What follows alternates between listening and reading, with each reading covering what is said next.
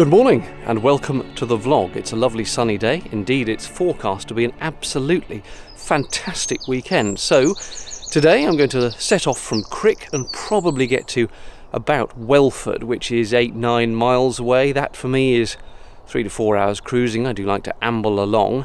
And then tomorrow I'll do Welford to the top of Foxton locks. Won't go through them I think tomorrow. Probably do that on Monday. But that's my plan for this weekend.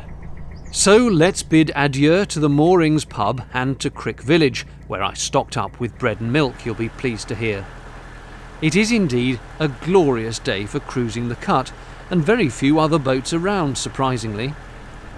Love this little one, moored outside Crick Marina.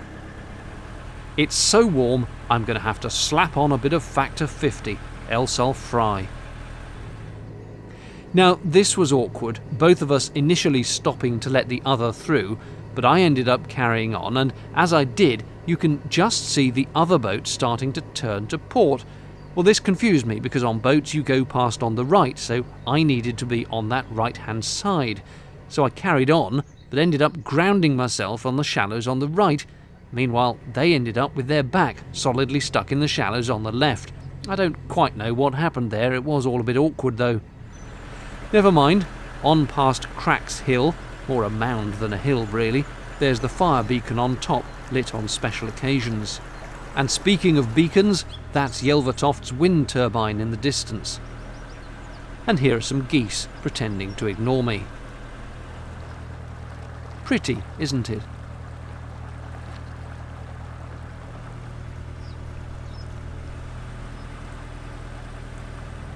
A familiar sight looms. It's Yelvertoft Marina, the slipway to the hard standing on the right.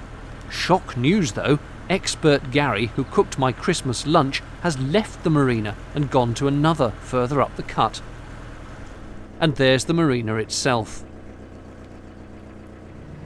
A little further on, and one of my pet hates. I know weeping willows are very pretty, but they don't half obstruct your view, especially when coming up on corners or bridges, or indeed both.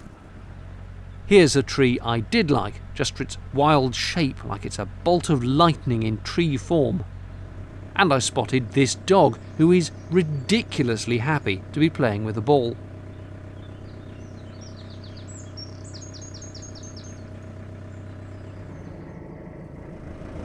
It's 12:30, that's 2.5 hours of boating. I'm quite hungry, so I'm stopping for a sandwich and a cup of tea.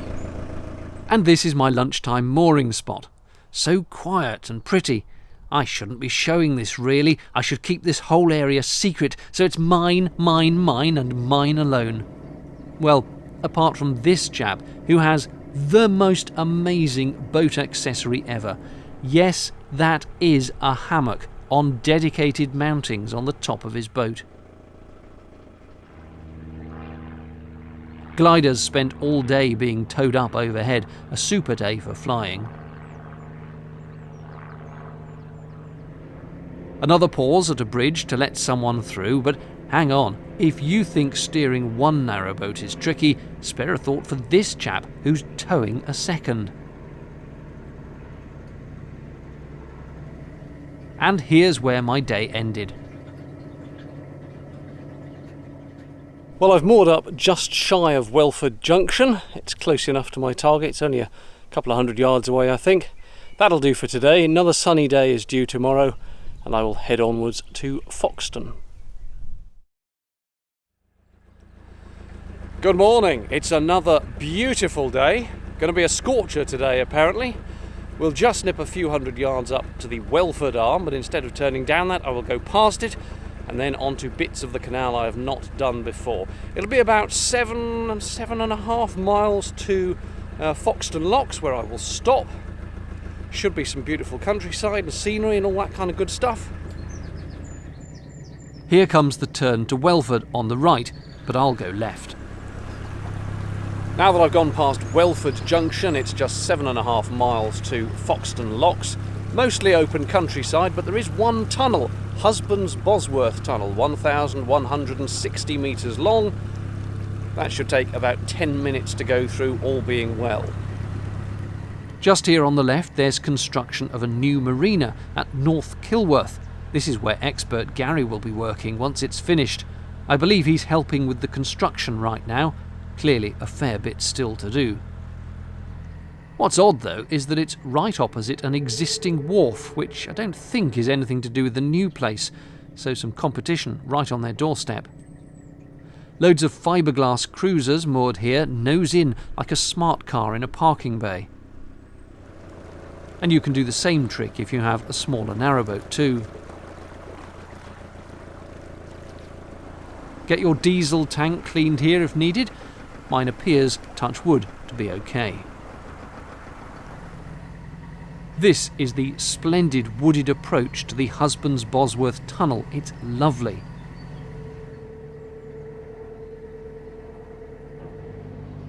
Quickly through, no problems. So that was the Husbands Bosworth Tunnel, which I can report is largely dry, but very, very chilly if you're only wearing a t-shirt and a jacket, having previously been in the sunshine. It was icy in there, but not too bad. You know, YouTube needs to stop mucking about with 360-degree videos and all that passé nonsense. What they really ought to be working on is transmitting smell down the wires, because I tell you this, there's a distinct hint of the countryside in the air at the moment, and I wish I could share it with you. This was a trip of getting grounded, passing on the right here as convention dictates, and that being the towpath side, I was rather surprised to find the boat almost lifting as the base plate slid onto the silt.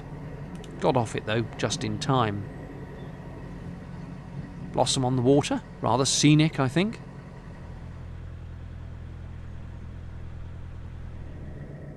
And I think I'll pull up here for the night. Right, I should have done this a couple of days ago, of course, but the time has come to replace that weed hatch sealing tape. That's the hatch, upside down with the old squashed tape on that underside.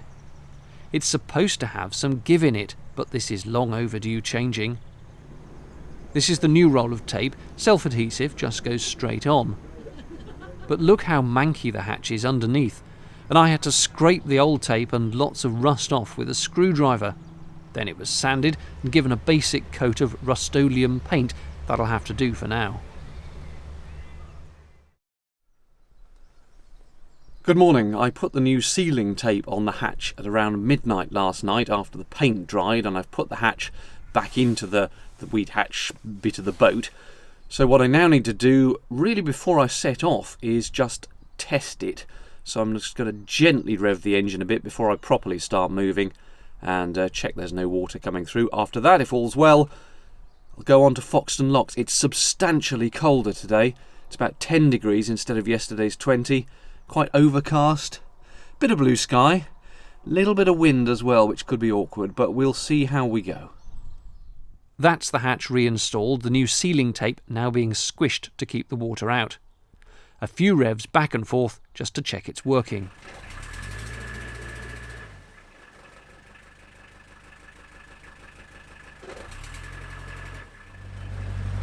That all seems to be okay, so we're off, but I will keep an eye on it as I go. It's only when you look down at the surrounding countryside you realise how high this summit pound is and how far down you're going to go at Foxton. Speaking of which, here's the bridge and sign that signals my arrival at the locks. It's a popular gongoozling location, which is precisely why I chose to turn up the day after a sunny Sunday. No idea what this sculpture is all about though. There's the top lock. As it's a massive double staircase flight, there are volunteer lockies here, so the first thing I must do is stop and go and get on the list for passage down the flight. From here it looks just like any lock, but the way it works is splendid. Each of the locks opens directly into the next with no pound in between, except insofar as they're divided into two sets each of 5 locks. The water drains out to and then fills up the locks from these vast side pounds that run down the length of the flight. Paddle gear is used to control the flow as normal. The red is opened first, then the white.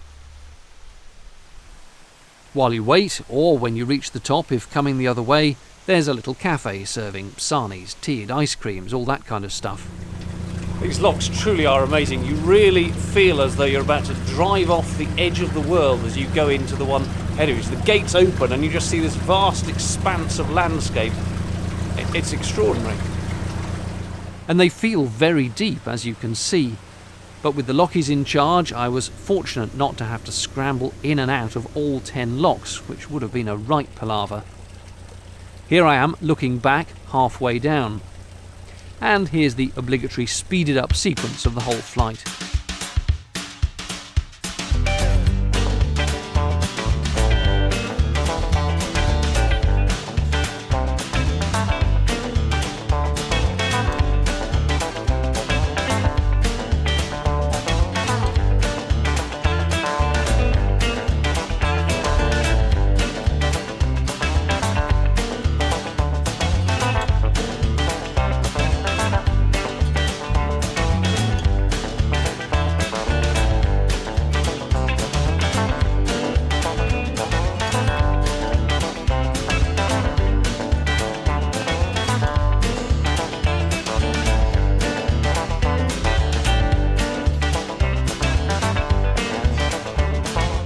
The bottom of the flight goes one way to Market Harborough, the other towards Leicester, and that's my route.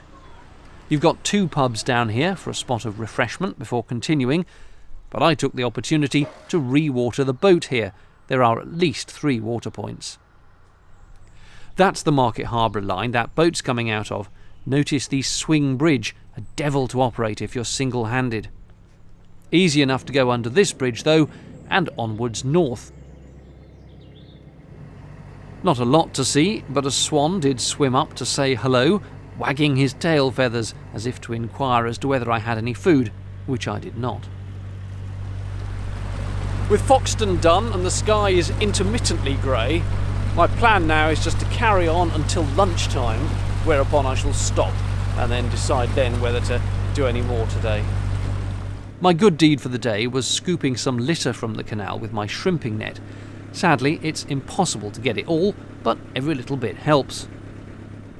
A bit further on and you go past another marina. This is Debdale, where they have a special blacking process of shot blasting, zinc spraying and 2-pack epoxy. It's said to last for years, but it does cost. Why oh why does the CRT print all of its signs with impossible to read tiny fonts? It's the same at the tunnel entrances. I have mentioned it, quite politely, to customer services. From Foxton to Kilby, the canal does get a bit narrow in parts, lots of reeds and weeds.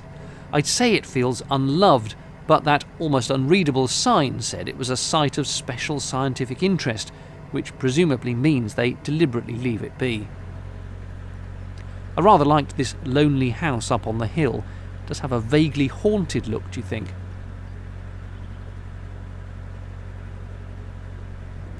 Round a sharp corner and across an aqueduct, and there's another swan having a little preen on the side.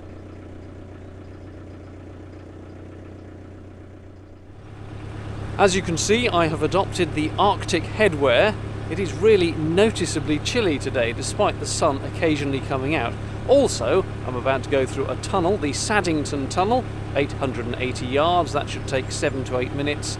If all goes to plan, and that will undoubtedly be pretty chilly as well. I can see, just looking at the tunnel now, there is another boat coming through, so I don't know whether to bother just waiting for them and just plough through anyway. See how I feel when I get there. In fact, the closer I got, the more I realised the canal's so hemmed in at this point that unless I got into the tunnel before the other boat emerged, there'd be nowhere for it to go. Look how little space there is here. So I put the pedal to the metal. In the last vlog I showed you what it's like passing another boat in a tunnel, but here it is again for good measure. The trick is to go slowly but not completely out of gear, else you lose steering control. We passed without either bumping the other.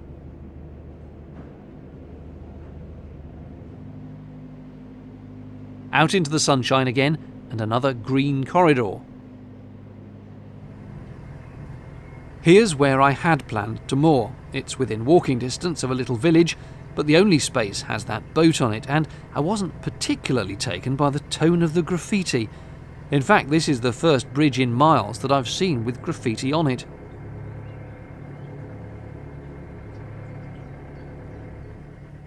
A few hundred yards further on and another possible spot, but I don't know, something about it just didn't feel right, and again more graffiti. I didn't like it.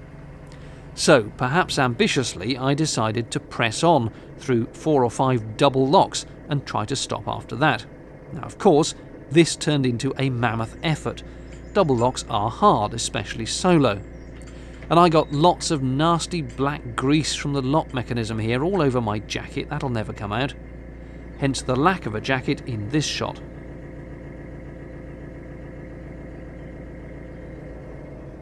Lock 1 underway, and 3 more followed.